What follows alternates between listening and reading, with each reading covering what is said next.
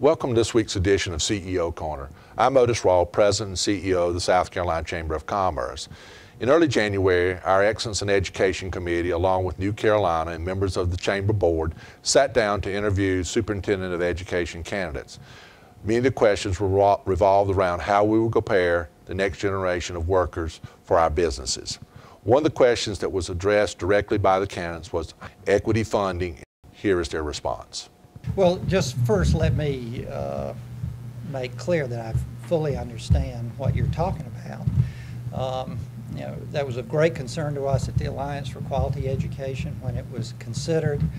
As you all know, it set up a potential actual train wreck even without a recession when you have Medicaid here and the local obligation to fund schools from the residential property tax being assumed by the state.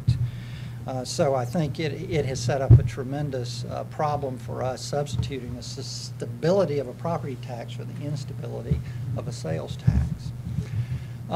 So what do we do? And everywhere I go around the state, when I talk to people as smart as the people in this room, I ask that question, and I generally don't get a great answer.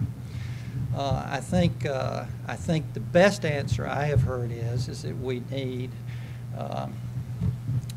the equivalent of a BRAC commission, which we have, but as you know, the legislature cut 388 out of consideration. But I think every editorial page and every intelligent person and knowledgeable person I talk to agrees that what we need is some kind of blue ribbon panel or some kind of commission that will have respect, that will come up with a proposal that will set up a system that will be viewed as fair, to provide, as I said before, adequate and equitable funding, not only for education, but for all of state government.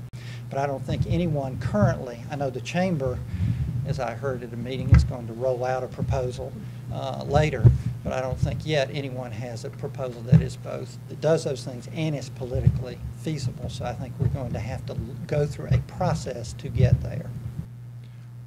Honestly, I would like to see Act 388 scrapped and redone in some way. I mean, I think we need comprehensive tax reform in South Carolina. And as I've traveled around the state, school districts as well as local government and other officials have said Act 388 really changed an awful lot for us, and it's hurt in many, many ways. Real estate people say this a lot as well. So I think comprehensive tax reform is the most important thing, and I wish that the current committee that's studying it had the freedom to study all aspects of Act 388, but they don't have that. I just don't think we're going to get to fair and reasonable funding if we don't have comprehensive tax reform.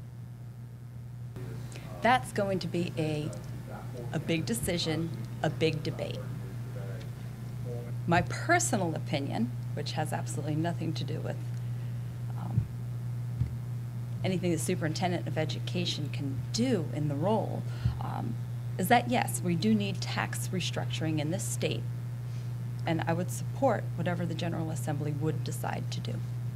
I understand the burden of 388 on businesses, and I think that there's not going to be any legislation passes that revokes the terms of 388. I do believe that we need major tax reform in South Carolina, but it has to become as part of an overall tax reform package.